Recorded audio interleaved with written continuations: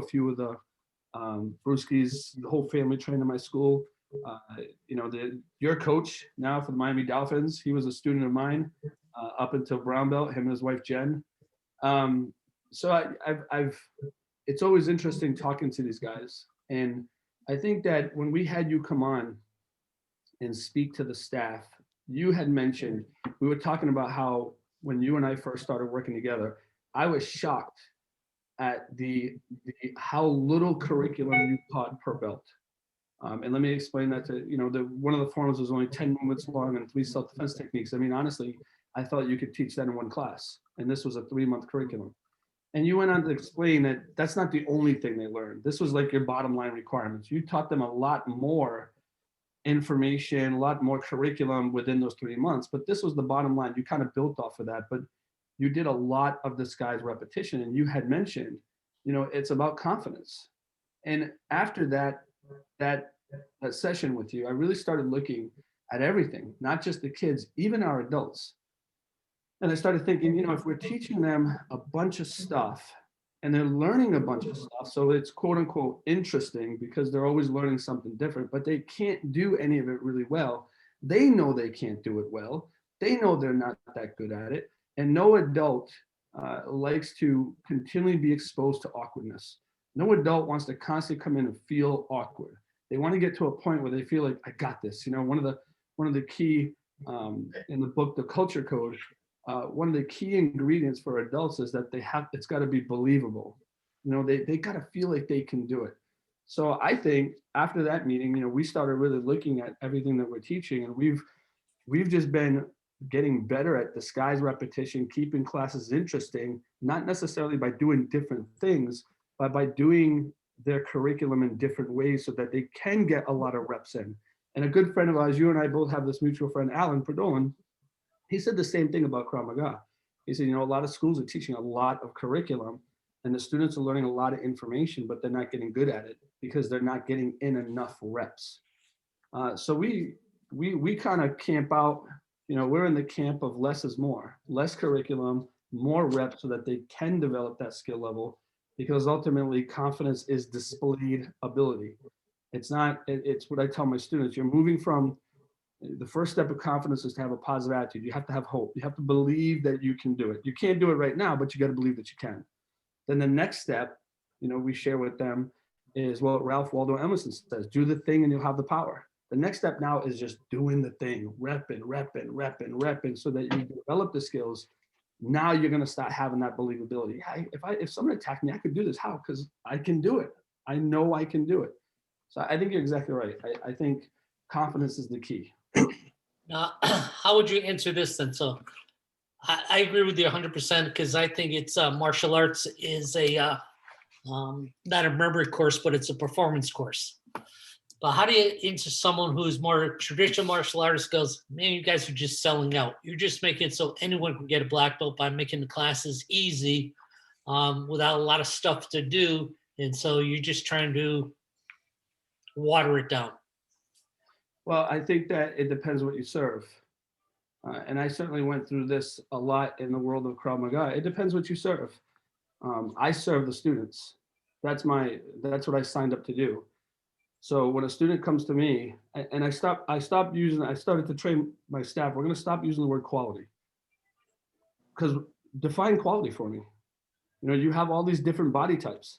So if you were to say, well, quality is, the sidekick's got to be chambered, it's got to be locked out, it's got to be head level. Well, this guy's definitely not going to do that. I prefer the word effectiveness. I've got to make the student effective because that's really what matters, at least for us anyways. So my focus is the student. My focus is on what's best for the student. So if the student's learning a lot of information but can't do any of it, then I haven't really served the student. I haven't really helped the student. I'm serving more of this is definitely going to be controversy, but I'll tell you what, don't email me, don't Facebook message me. You can save all that stuff for Master Silva. You do you, I'm going to do me. This is definitely, I don't serve Krav Maga. I serve the students. I don't serve Kempo Karate. I serve the students. I serve what's best for them. And I mold everything around what's best for them. Because I believe that's what they've hired me to do. So I think you have to look at it. I remember when I first started working with you and I was teaching Taekwondo, and we were doing a lot of kick combinations, a lot of jump kicks. And you had said it. You said, look at the bodies in your school. You think that that's safe for them to be doing those type of kicks? And I had some really big guys. And I'm not saying anything about Taekwondo. Again, don't email me. I'm just saying that I had to look at my students and decide what was effective for them. So we started coming up with, hey, if you can do it this way, do it this way. But if your body type is this, then this would be more effective for you. And maybe a shuffle kick instead of a jump kick for a bigger guy. Again, I think the focus is the student. What's best for the student. One of the things that I don't know if Mike Perry remembers doing at my school when he was training, because he's kind of a product of the system. But we would do the 3 self-defense techniques. So one of them we called windmill guard, person throwing a right punch, you block and roundhouse kick him in midsection. And we'd do that. If I thought all the students had it, we would add to it. So now we do the roundhouse kick, then do a follow up with an axe kick. And then all of a sudden they got that, we'll do a sweep. It was all based on when they're ready to move on. So it wasn't they had learned a new technique, they just learned to addition to their technique. Right. We did a universal 1, you do a round kick. Well, after they get a round kick, month 2, I go, man, they're getting a little bored. We're going to change their round kick to a double round kick. And then the month after, we do a triple round kick. So we built on the same foundation, which made it easier to memorize and just gave them one more level of difficulty in their technique to bring up their skill level. Alan shared something with me one time. We were discussing Krav Maga, and he asked me if I had ever heard the expression protecting the badge. And I said, no. I said, no, I've never heard that expression. And some of you, my dad was a lifer in the military. I didn't serve, but obviously I grew up in that environment. All my uncles, everybody served. So I grew up in a military family. And he said that protecting the badge, and you're going to love this, is when you do something to earn it. And then you want to prove to the people behind you how difficult it was. So you make their test even harder.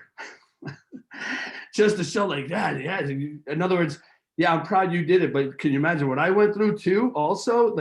And he said what happens over time is these tests become so difficult and so just, the word is arduous, that he goes, it's nothing resembles. Hello, this is Mark.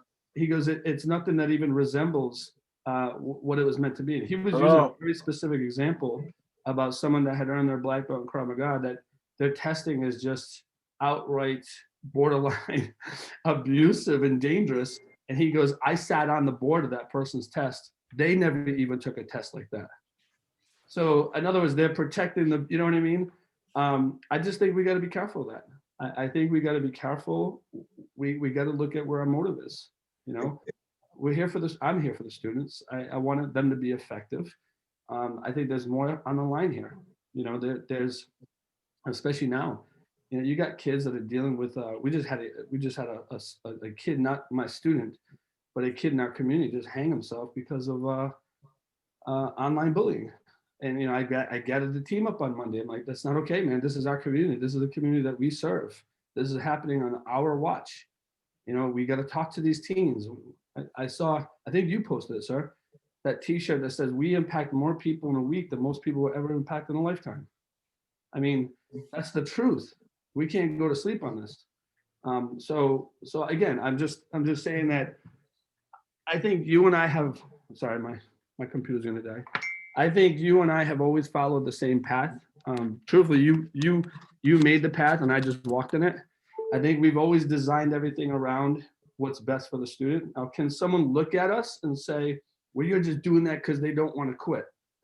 Well, yeah, I am doing this because I don't want to quit, because I want long-term input. What are you ultimately getting at? And then, they're going to feel like, well, you're just doing it for the money. Well, see, that's just, you're crossing the line now, because you can't really tell what's in my heart. You can't tell, and maybe some people do it for the money.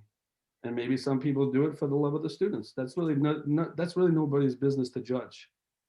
That's up to them. And if they are doing it for the money, that will come out in time. They certainly won't be in business for 32 years like we've been. So that's my thoughts on that.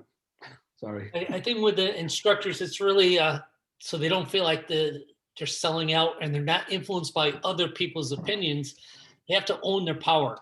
I went to Coral Springs, and Yeah, Ed Parker was still alive, and all of a sudden I wasn't teaching what he was teaching. And he goes, "Why not?" I go, "Because I want to be able to keep these kids long term. I've got to get to love martial arts. After they really love martial arts and they're not going to quit, then it can, but they don't have to learn it all at once." Right. And some people didn't agree with me. And so the thing is, you have to kind of own your power and say, it's all about my students. It's not about me. It's really not about anyone else's opinion. So I'm going to follow people that produce great students and a lot of students, not just one or two, because they were able to keep high retention. Yeah, I heard this quote one time in church, and it said the reason why sometimes Christians are really just kind of judgmental is because they secretly envy the sinners. I mean, we're all sinners, but you know what I mean. They secretly envy the life because man, they get to do the things that I really want to do. Yeah. So I sometimes I think that's like that in martial arts. You know, I think people become really critical because they're just upset that you're getting the success that you're getting, and you know, and maybe they're not. I don't know. I don't know. I just think again, we can't really judge. I don't know what a person's motive is. I don't know why they're doing what they're doing, and it's just not my place. You know. But Can I jump in with an opinion? Yes, sir. Of course. And I'm number one, I'm the newbie here, and number two, I'm not an instructor. I've never been an instructor and won't be an instructor, but I've been in a lot of schools, and I've sat on the sidelines with a lot of people that are just observing. You know, maybe they're watching their kids, or they're there to pick up, you know, a grandchild or whatever. And I've had a lot of conversations with them, and I I think you know, every school is looking to get more students. And I think they forget, I think we all forget that one thing that keeps a lot of people from getting out on the mat is fear and intimidation.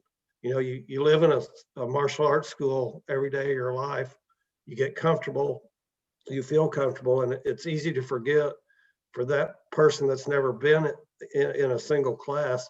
It's scary, it's intimidating to think about getting out there.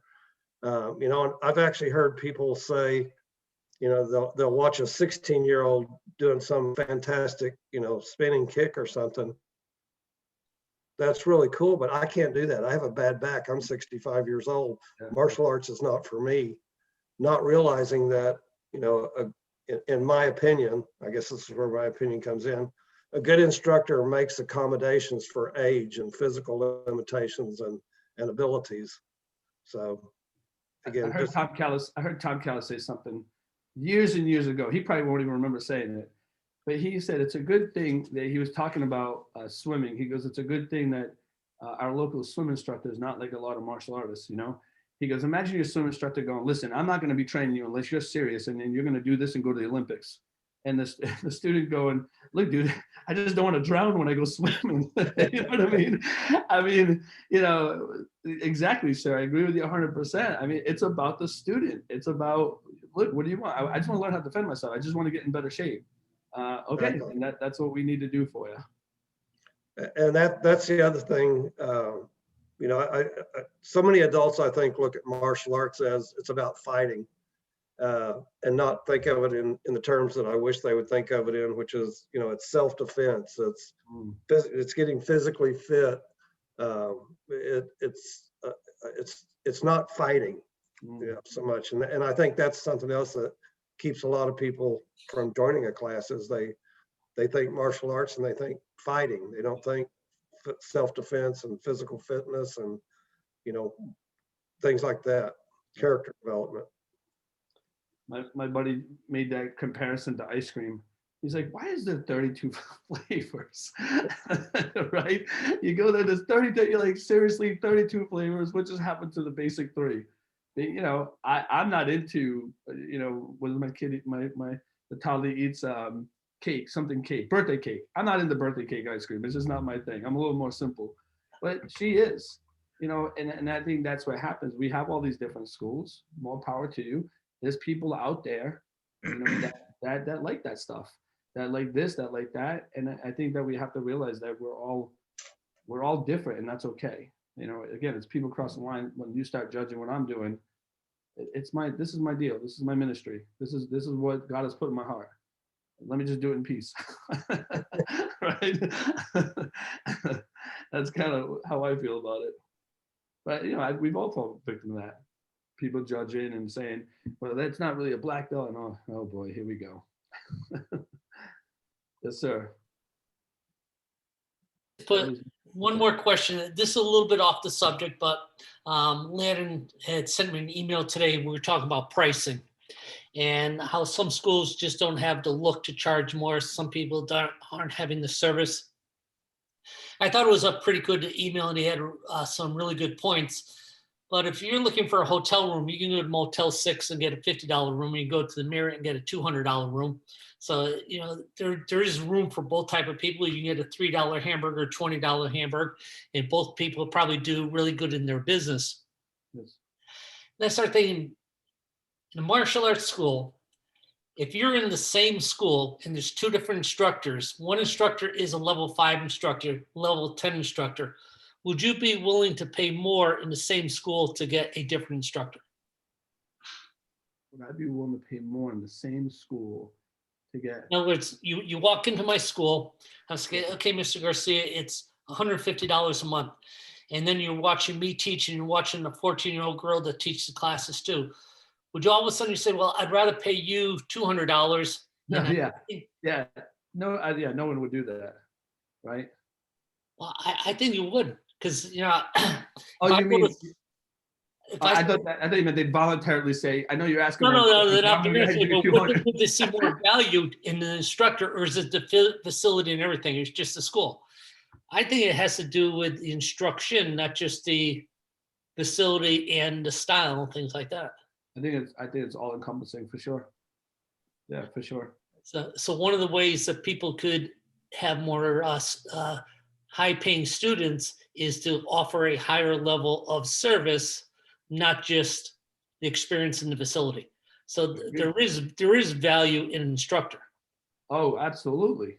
It's like learn to play football with Tom Brady or someone else. I mean, yeah, and that is one of my pet peeves about our industry is, if you have a quality school, an inviting, clean, nice looking school, you run a professional business, your office up front is professional, and you're providing really high level quality instruction, you're providing a professional service.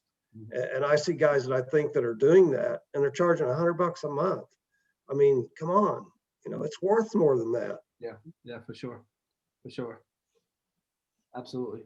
So, and that the other thing that, look at what a parent pays to have a kid play Little League baseball. It's outrageously expensive. And martial arts provides, and I love baseball. I love all sports. My kids played all sports, but martial arts just brings so much more value. And for whatever reason, it just seems we're not able to charge for the service that we're providing. Yeah. Mr. Rogers, you think it's anything like when I was talking about my grandkid when he takes martial arts, he takes a half-hour classes twice a week. He does BMX, and BMX is like 5 hours a week, and I paid the same amount of money for 5 hours as I do in 1 hour. Do you think people are trying to offer too little of an experience in martial arts? I think people want the floor packed. Pardon me, Mr. Garcia? I think people want the floor packed, so they're putting it at a price that makes it hard to say no. Okay. But that comes with its own set of problems, and you used to teach that at professionals, and it's really true. And I remember you saying, I was talking to a guy that came to my school, and he was thinking about opening up a school, and he goes, I only want 200 students. I go, that's no man's land. That's never going to happen. He's like, what do you mean? I said, well, as long as you plan on running the school yourself, then you can do that. But what's going to happen is you're going to get to a point in time, man, I need some help. So you're going to look for somebody to help you, and you can either balance teenagers and rotate around their schedule, or if you go and hire a grown adult, you're going to have to pay that person. And here's the cycle. We're not making enough money. We need more students. We need bigger facility. Oh man, my rent's up. I need more students. And it's this nasty cycle. And I remember you teaching at UP, and it's true. I've seen a lot of schools go through it. They want to replace themselves. So now they want to hire someone that wants a legit salary and health insurance. And they're like, oh, we need more students. Shoot, I need bigger space. And it's just this bad trend. Yeah. Mr. Silva, I don't know that parents are necessarily looking at it in terms of how many hours they're participating in a sport. I think it boils down to what you guys were talking about earlier. At the end of the day, it's the quality and what they're learning, what they're getting out of it, what they're deriving from it, more so than the time spent in class, in my opinion. Yeah. It goes back to the old creating value. Exactly. It's just creating value on the floor. Yes, sir. Creating value and you know, we all have to do a better job in the industry of educating the public on what the value of martial arts is. Mm-hmm. Yes, sir. Okay, Mr. Perry, now you've been a student, you've been an instructor, you managed a school, and now you're helping Yep. school owners. Try to unclog with the hose. So you've done the whole thing. What's your opinion? Listen, you know, when Leon was talking earlier about, you know, that white belt that comes in and is nervous. I literally had a conversation today with went to breakfast with Mr. Metzger and Nick Peterman, who's he's basically our director of operations for the instructors. He just focuses on training the instructors. Mr. Metzger's daughter started doing adult classes. So she's 12 years old. And he went to one class on Tuesday, went to another class yesterday. And then he noticed that, like what you said, Leon, the instructors are comfortable. They're in their routine. They're teaching classes. They're sitting there, they're doing the line drills, thinking that they're doing a great job, but not totally recognizing that, hey, those white belts there, they need that extra attention. They feel uncomfortable. So having that ability to, and knowledge and experience and training, by the way, to know that, hey, every single aspect of the floor, from teaching to just making somebody feel comfortable, developing that rapport with the students, is so important. And we take those things for granted sometimes, just because we're in the schools, we're teaching classes every single day. And, you know, you start at whatever, 3:30 in the afternoon and you finish at 9 o'clock at night. And sometimes you're just thinking about, all right, I'm ready for the end of the night to go home. But that's an opportunity, because yes, Leon, you said it, martial arts has impacted so many people's lives. The reason why I remember, by the way, I'm just going to put this out there. I never wanted to be in the martial arts industry at all. I loved doing martial arts, but the thought of being a karate instructor and all of that, it wasn't until I got to work with people like Master Silva and Mr. Garcia, who taught me how to blitz. He was my blitz master there. We're doing that tomorrow. Perfect. But because of that, I started to see that, gosh, you know what, it's more than just blocking, punching, and kicking. We have this opportunity to truly make an impact in people's lives. And that's why every single day I come to work.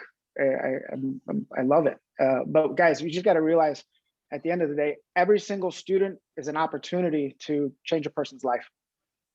And Mr. Perry, to kind of touch on something you just said there, I was actually doing some research this morning, and I was on a martial art association website over in the UK, and I wrote it down because I liked it so much. And they actually, the sentence I liked, it says, for a martial arts instructor, their strength of communication ability is as important as their strength of martial art technique. And I think that's kind of what you're saying. Yeah, that's really good. Well, one of the things, and I'm sure all school owners here are probably in the same boat. We're still, our biggest thing is continuing to build bench strength and finding, we want to expand and grow and affect our communities, but you need people, right? And you know, like you said, we've got to, when we're focusing on growing and impacting those people, you've got to have the training and what it takes to not just teach the blocking, punching, and kicking, but how do you communicate? How do you impact that person's lives? How do you reach in and touch them, not physically, but emotionally? I know this sounds maybe a little bit corny, but I'm a true believer in that. You know, it's the emotional, the mental, and in addition to the physical, that is how we make that impact in people's lives. Yeah. And one more thing. I don't think that's said, corny. I don't think that's corny okay, at good. all. I think it's all about creating the experience, you know, and that's what 100%. keeps them coming back. And you said it too, Leon, I'm coming back to you, but educating the public, educating even our own students, just educating them on the purpose of what we're doing every single day.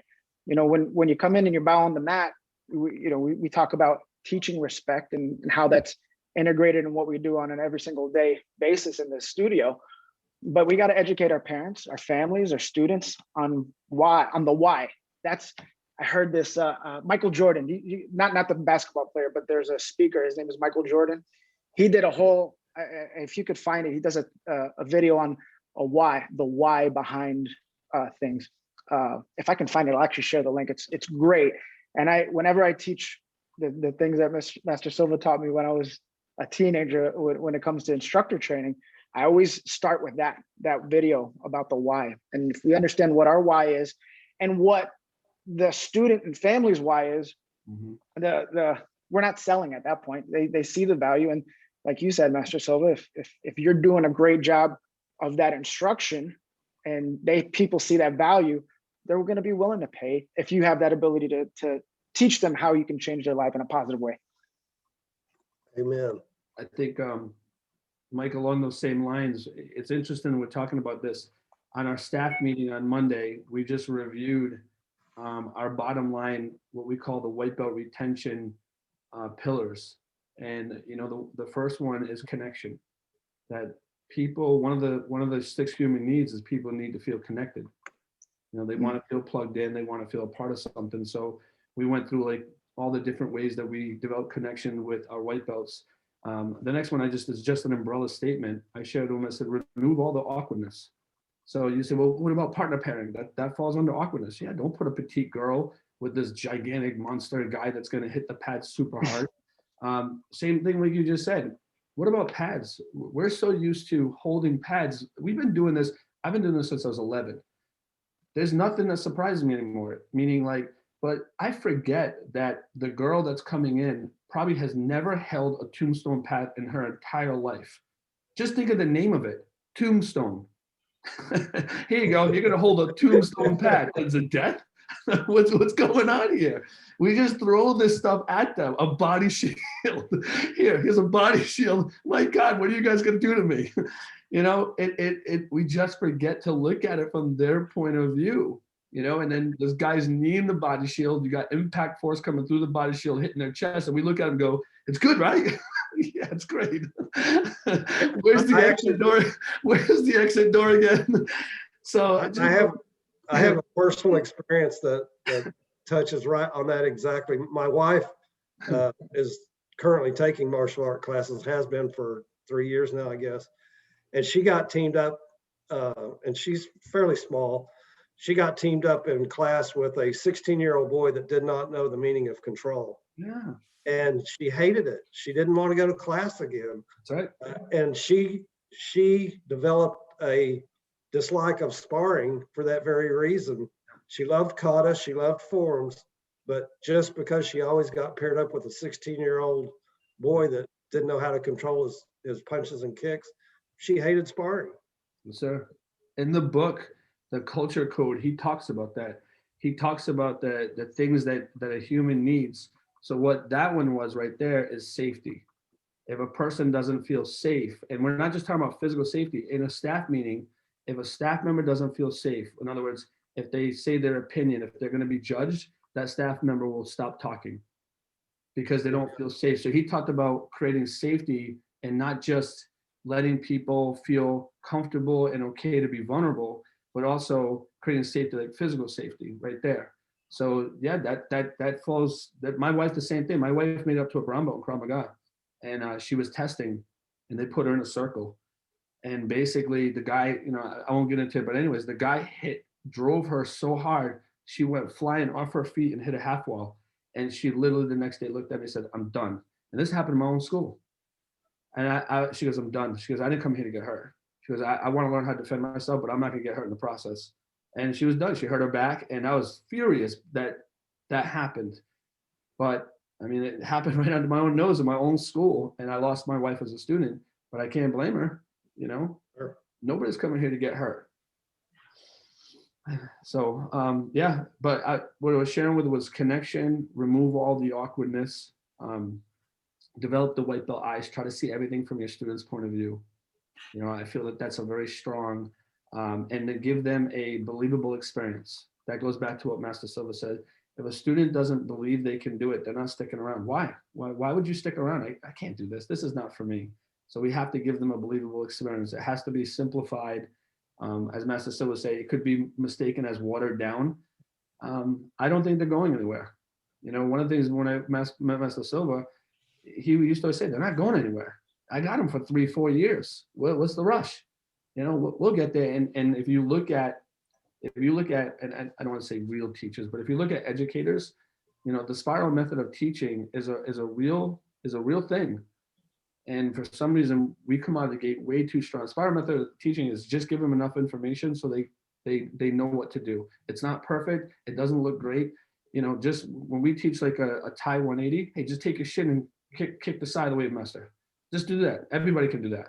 And then you slowly start giving them more and more information, turn the hip, pull the shoulder, roll, but just get them going. And he did that. I mean, he was doing that way back in the 90s. You know, just hey, dude, just kick the pad. We'll work from there. Okay, but you get them believe it. They're like, yeah, I can do this. I can do this. They, you know, yeah, you can do. I need that. I need you to believe you can do it, and then we'll work from there. I think he was brave enough to allow people to come to his school. Sorry, I have a question for the group. Again, not being an instructor, but I have an opinion on this, but I won't state it till I ask the question because you guys are instructors. Would you not rather? And I know it's controversial to say, you know, you're teaching something that's watered down, but would you not rather, for lack of a better word, water something down and be able to keep a student and have them for another year or 2 years in class? Then to your point, Paul, trying to teach them something that intimidates them and scares them, and in their head they're going, I'm never going to be able to do this, I'm done. How did you serve the student? Isn't there still a benefit to having them in class for another year? Even if you have, again, for lack of a better word, watered down what you're teaching? I agree. Absolutely. I agree. Yeah. I think it simplifies it, gives them more time to do reps, makes it believable. That's the important thing. You know, I used to use, when I taught the instructor college, I used to use this analogy. I don't know, you know, Mike, you did well in school, right? You did well in school. Did you get straight A's? Yeah, up until high school. No, up until middle school. Up until middle school. When you graduated high school, what was your GPA? You remember? I kind of do 3.67 or something like that. So I'm not bragging, but it happened the opposite for me. When I got into high school, my grades actually improved. Oh, really? And the reason why is I started doing a lot of things that I really liked, like American literature, history. I actually graduated with straight A's. Now, here's what's interesting. You have a diploma, and so do I. But you don't have straight A's. I think that's Not in high school. I think that's unfair. Yeah. I think maybe we should put some type of stripe on your diploma to let people know that you didn't get straight A's like I did. Doesn't that sound ridiculous? But yet that's some of the stuff I hear. You know what I mean? Well, this guy's a black belt and this guy's a black belt. Easy. You know what I mean? Yeah, I mean, different body types, different ages. That's why I like the word effectiveness. We do it in school. We can't possibly group everybody together. You know, that's just my thought. It's my thought. Remember, save the emails. Send them to Matt. My email is greg@gregsilva.com. Totally. I think why we use a lot of times the word growth, you know, so even a tomato plant grows next to a tomato plant. You get different tomatoes, but you're going to eat all of them. You know? Yeah. There's time to grow. Can't force it. Amen. Absolutely. Yes, sir. Where'd Master Silva go? I'm still here. Okay. I didn't see you on my screen to the right. I'm like, oh, no. Just say what you said, because I've used that a lot of times. Goes, yeah, but look at the seals. Not everyone makes it to a seal. You got to be. And they got eaten. That's why. That's a different story. Yeah, I know it's different. No, I think it's a good time. I think if we were to cut right to the chase, though, what we really talk about is everybody wants validation. You know, when I talk to people, and I'm talking about people in my organization, not my organization, but the Krav Maga world, everybody wants validation. You know, you want me to come to your school and you want me to go, man, your students are amazing. They're the best students I've ever seen. Are we talking really about the student? Or are we talking about you? You know, you want validation. Right. And we want validation. I want validation too. I want validation to know that we're helping people in the community and that we're making an impact on people's lives. And when we hear that stuff, that makes us feel good. I think everyone's just trying to feel good. You know, that's the bottom line. You know, you want quality because that makes you feel good. And I want to teach people and help them through martial arts because that makes us feel good. So I just think that when you bring your values over to me, that's not really fair. You know, we're in it for a certain reason. You're in it for a certain reason. We're all just trying to validate each other and feel good. Because we ain't go making an accent. We got to feel good. That's funny. Right, like Tony Robbins says, you clearly drive the BMW for the mechanics. Yeah, Yeah. that's exactly why you do it. You drive that BMW for that little emblem in the front. And that bad boy cost you 65 grand.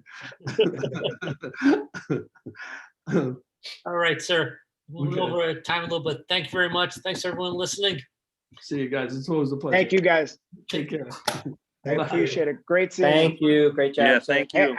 I put that link in the chat for that video I was talking Oh, about. cool. Thank you. Check Thanks. it out. Thanks, guys. I've seen that video. It's real good. Awesome. Hey, Mike, one thing, last thing. Get the teaching to change lives. Say that again. Teaching to change lives. You like it? Writing it down now. All right. Okay, everyone. Take care. Thank you. Thank you. Okay, bye.